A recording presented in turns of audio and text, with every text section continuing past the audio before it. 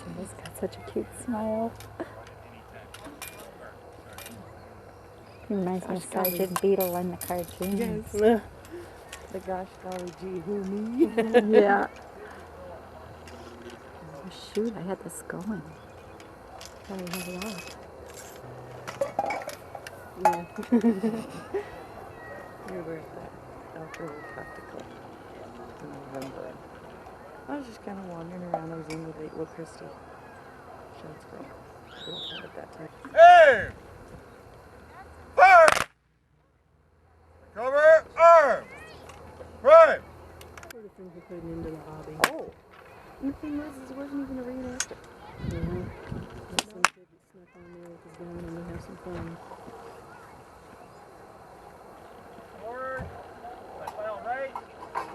March.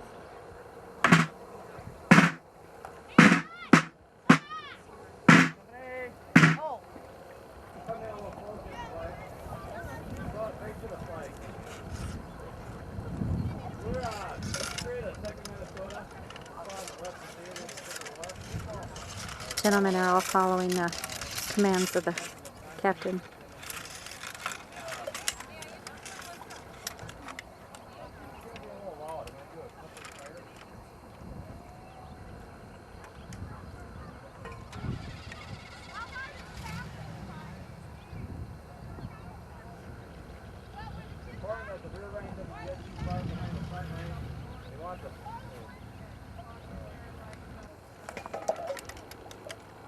Aim! Fire! Cover! Arm!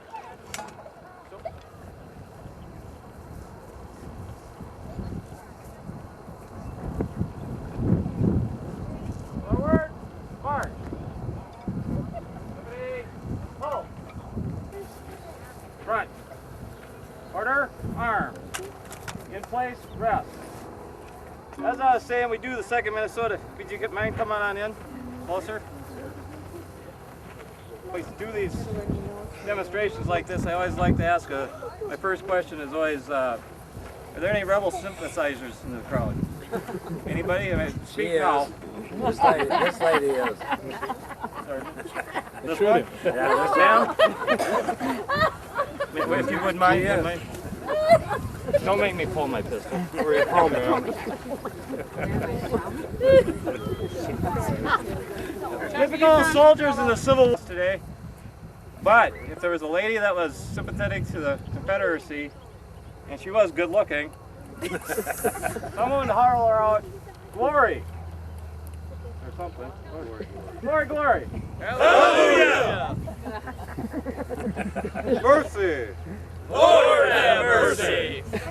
Sorry about the insult, ma'am, but you are on the wrong side of it. Rivermen. We don't know for sure, but they didn't say Washington County, so they may very well have meant the whole area on both sides of the river, so it's entirely possible there were Wisconsin regiments in the 2nd Minnesota. Obviously, St. Paul is a lot closer than Madison, if you wanted to, and went to Louisville, Kentucky. They didn't see any action until January of 1862, and when they did, it was a big one. It was the Battle of Mill Springs, Kentucky, a little crossroads. Nothing much there, but the rebels were invading Kentucky, and the Union Army was there to stop them. It's a little known battle, and one of the things that's not known about it is that it was the first significant Union victory during the Civil War, and helped in burying the dead, and there's some incredibly emotional written records from the men who were there. From there they went on down to Corinth, Mississippi, the siege of Corinth. Corporal Nelson's going to tell you what they ate and how they carried it, and he's Swedish, correct? That's right. So you might talk a little slow, but just say what.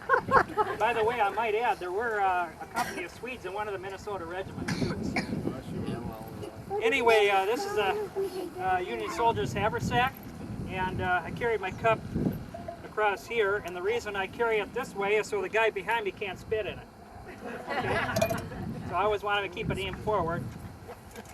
And basically, the soldier carried all his campaign food in here when he's out on campaign. It was a very simple diet. He had basically government issued hardtack which I've got a sample right here. I don't know if anybody, it's just a pretty simple flour recipe. And want a taste of it, you guys? Aim! Fire! Recover! Arm! Load! Quickly, gentlemen.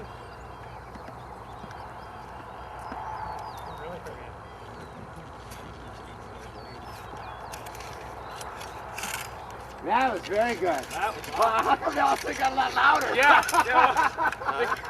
I was about to go in real tight. They We heard you practicing early, and they were just these quiet little pops.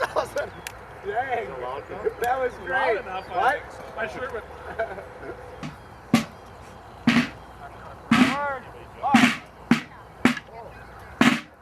I mean, they were practicing. I thought, oh, those are kind of wimpy, but okay, that's, you know, that's good. And then also say,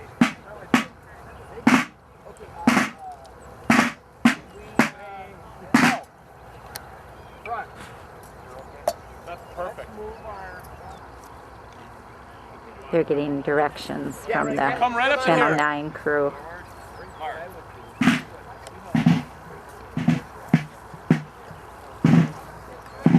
And then we'll walk to you. perfect. You're just going to walk on over to me. So now, going this way. Been switched back and forth several times. Sir, what we'll do is I'm going to have you march up. Steve's not used to taking orders. Stop. Just when you just get... He's used to giving them. Stop right, once you're clear of us. And then I'm going to, and then have him turn this way. And Good then leader is a good follower. And then I'm going to say, here's how they start the day. I'm the club, they're you. Forward. We're 30 seconds away, hold up. Rich, are you going to start them? Yeah, I'll start them. Okay. Sir? I'll just say, when it's time to go, I'll just say, go ahead, okay? So Stephen won't be able to say it. I don't know if I can hold my stomach.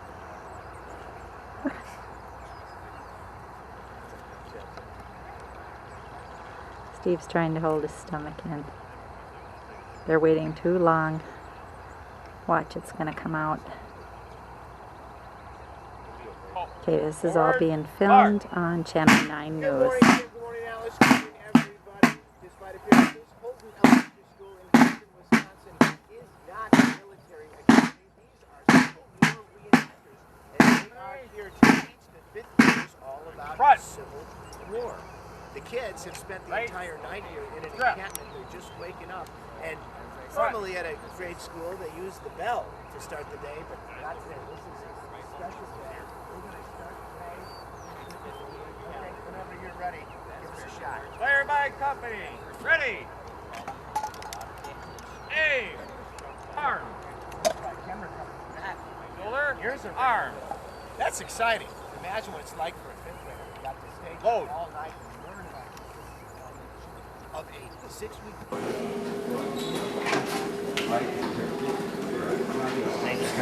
Their cow that they're getting this morning.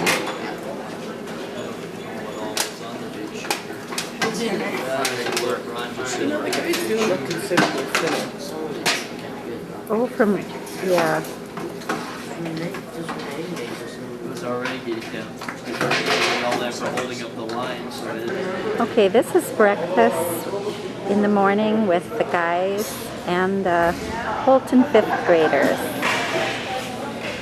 They kind of intermingle and sit together.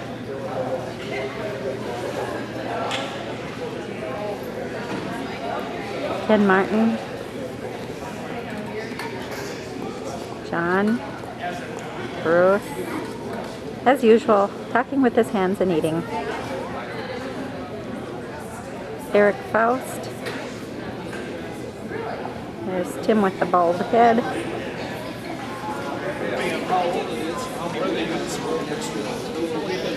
Oops, ran that kind of quick. There's a gentleman.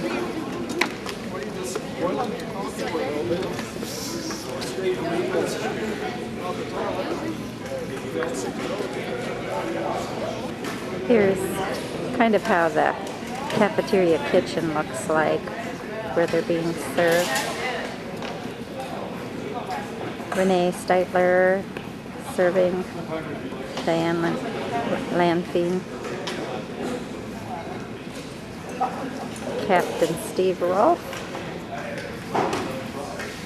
Welcome to Camp Houlton. This is what it looks like in the early morning on Friday. Everybody's just finished eating, and now it's time. They'll be shortly coming outside and coming around and visiting each station. This happens to be our group way in the foreground.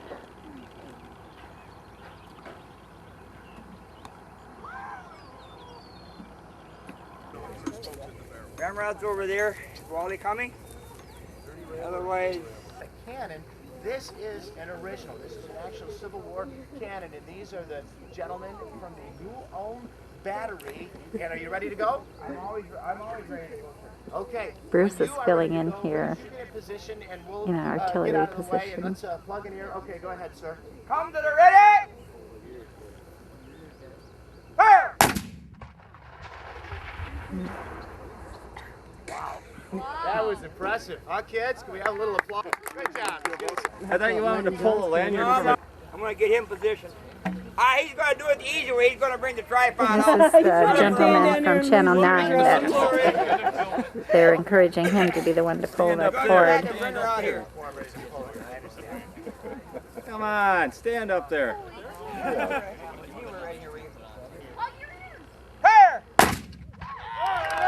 Good one. Very good. This is the guys that are all going up there to gather the kids, and they will break up into different groups and drill them for about 45 minutes before we even begin the program of taking the children around to the different stations.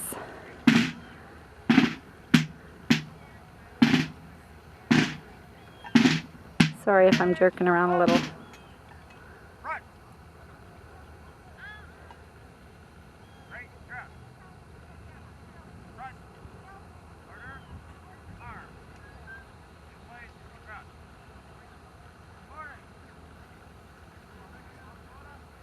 I'm going to tell you today about a little bit about the Indiana Sanitary Commission. Oh my, I've already messed up.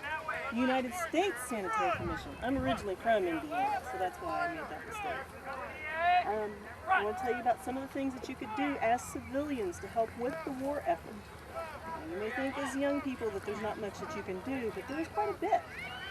Now, the Sanitary Commission is operated with help from several ladies' aid societies, soldiers' aid societies, relief societies, and I also want to tell you about alert clubs a little bit later on. That's something that you can do, okay?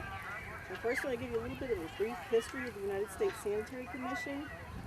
The official warrant creating the Sanitary Commission was issued by the War Department on June 9, 1861. Now the warrant was signed and approved as it was a means of order for all these patriotic groups of ladies and civilians back home that wanted to help with the war, but they couldn't enlist for whatever reason. Now these groups, as I said earlier, consisted of soldiers' aid societies, relief societies, ladies' aid societies, churches, and school groups such as yourselves. The United States Sanitary Commission became a means for these groups to work with the War Department and the Medical Bureau. Otherwise, it was just chaos. They didn't really have a means of talking with these people. And the United States Sanitary Commission gave them a means of communication. Greener, sago, tapioca, cornstarch, and oatmeal. All these items were made for soups and gruels that were given to invalid soldiers that couldn't swallow solid food. They love to get the Springfield musket or that Enfield musket like Corporal Faust has got because they're accurate and good weapons. The Union Army is equipped with the best equipment in the world at this time. So they'll take that equipment and use it. Try our best to prevent that from happening. Maybe with some mold in it. You like that? You're a real trooper. I like that, young man. But most of us would rather have a cool drink or something, especially when your lips are so dry that they're starting to crack. U.S. Sanitary Commission usually have a little lemonade for us. Not only does it refresh us, it gives a little vitamin C. Which is very important to prevent scurvy. And did the soldiers get sunburned a lot? Many soldiers dropped dead from heat stroke. They dropped out of the line and passed out from heat exhaustion. They would get sunburnt so bad their skin would just literally boil up. like a radiation burn. We're on camera. Look good, company F. Tell us when to halt.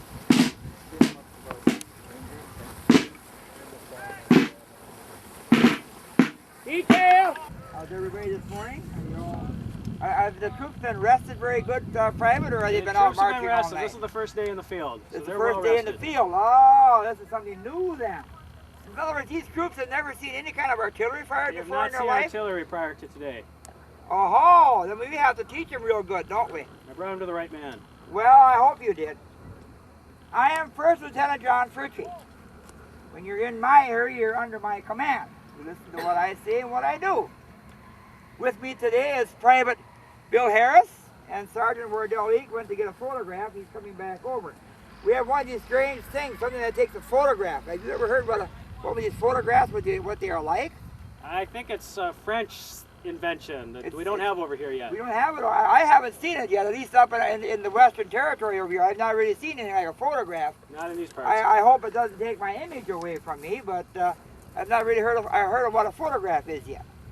But maybe we'll learn two things today. Maybe we'll learn what a photograph is. Maybe we'll also learn how to fire artillery. The piece that you see in front of you is an original 6-pound field artillery piece.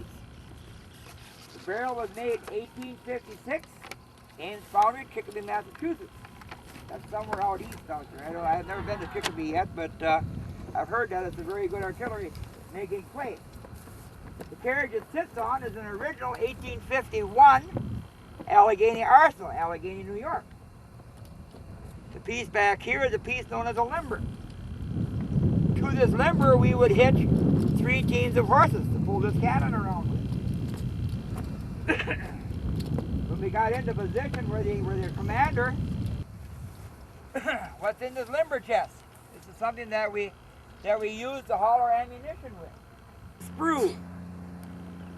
Piece of area where they put the metal into the mold. They would cut that sprue off. They would then take a drill and drill a hole down into the ball. They would clean out the sand that's in there. They would then take something known as a tap and tap in threads into the city New Ulm from any further attacks. Now New Ulm was a frontier town, living out there in the western frontier. We didn't have anything to help protect us when the Indians attacked us back in 1862. The Turn for End Society in Cincinnati, Ohio, along with the people of Cincinnati, Ohio, gathered together money and they sent a little 12-pound pack howitzer to the city of New Ulm.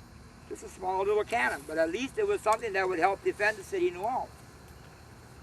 Well, the New Ulm battery is organized as civilian militia, strictly home guard, which is similar today to the National Guard. Strictly their home guard.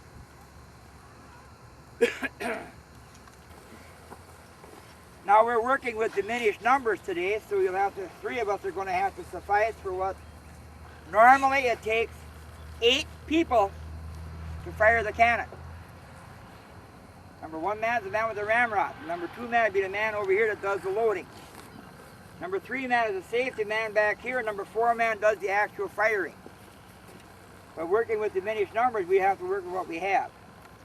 Now you'll probably hear a command such as the one that you're going to hear right now. You're going to fall in your men. You're going to have them take implements. Then you're going to hear the command of search the piece.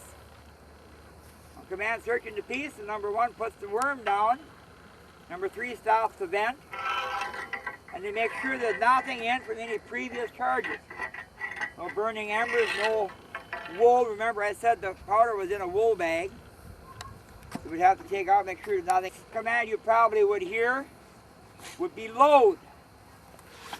Number 1 man picks up his ramrod, runs down a charge, runs down the water, washing the barrel out. Number 2 man would be in here, standing in here, waiting for the charge to be given to him. Number 5 man would come up, and they would give him a charge that would have a wool bag on. Our modern day safety that we use, we have to have our charge in aluminum foil. Because aluminum foil is not sparking. You cannot get this to go off by making it spark. The number 5 man would give the number 2 man a charge of powder.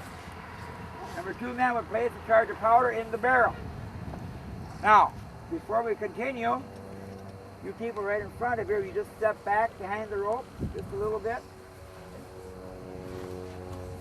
Same thing over here, back just a little bit, because he's going to fire and pull the lanyard down in there, so you're going to have to watch out over there.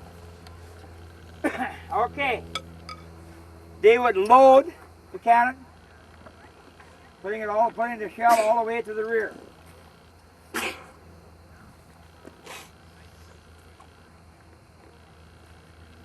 Number 1 man would seat the shell on the breech of the cannon.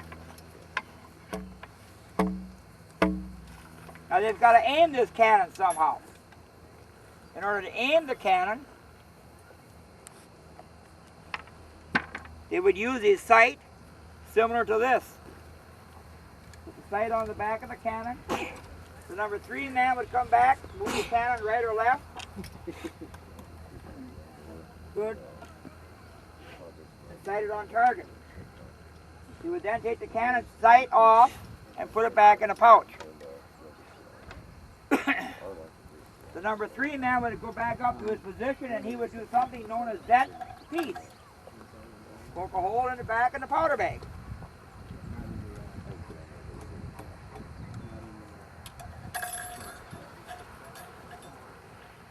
Those people on that side are going to have to step back. They don't want that rope in your face. You're going to have to step back more than that because he's got about a 6-foot reach with that rope. Push it down and pull it down into the ground. Okay, the piece has now been vented. It's been sighted. They're going to use something known as a friction primer to fire the cannon. Friction primer is a little brass tube. Just like this. Up on top of this brass tube, way up on top up here, is something known as, like a farmer strike anywhere match. That chemical is up on top of the friction primer. The rest of the primer is filled with black powder.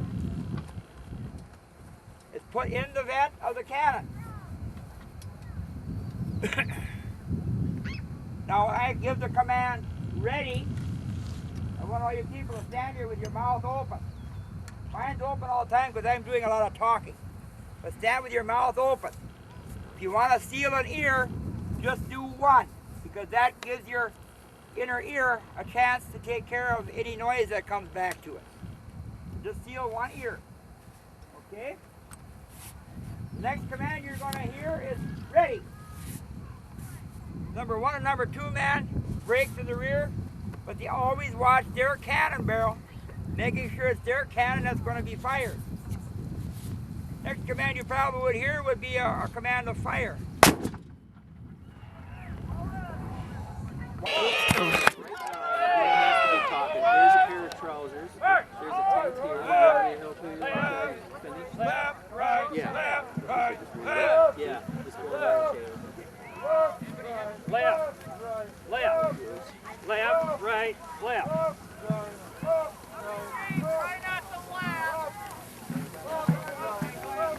Company A! Halt! Well, good morning. I'm Ordnance Sergeant Martins. I'm the Ordnance Sergeant that's responsible for all the companies of infantry that you see here today. And I'm responsible to supply them with their rifles, with their leather equipment, with their brass buckles, with their cartridge boxes, with their percussion cap boxes, and with their bayonets. And the ammunition. I issue the ammunition to you. The corporal here is going to help me demonstrate today. He's holding a American Springfield rifle. Present arms.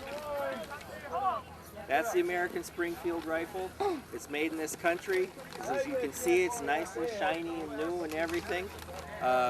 He's going to be going into battle, and in a couple of months, this Springfield rifle is going to look like this one that's been through the war. It's going to be rusty and battle damaged and broken. That's what's going to happen to this soldier's rifle. So I'm the one responsible to repair it or replace it.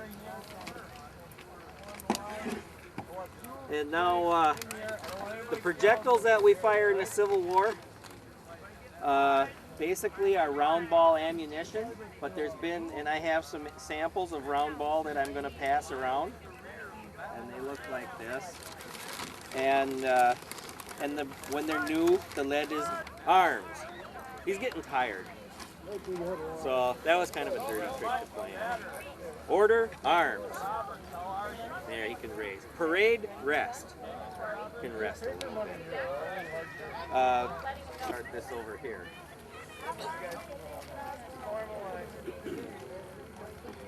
Now there's 9 steps that I will train you how to load and fire the weapon.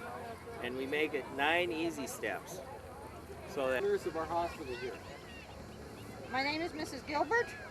As he said, I am the head nurse here. My responsibilities are to see that things run smoothly, that the men are taken care of properly, that the nurses are well trained. Now, Miss Wilson and myself happen to be lucky enough. We were trained with Miss Blackwell in Philadelphia. Miss Mueller here was trained with the major, so she has an entirely different type of training than we have.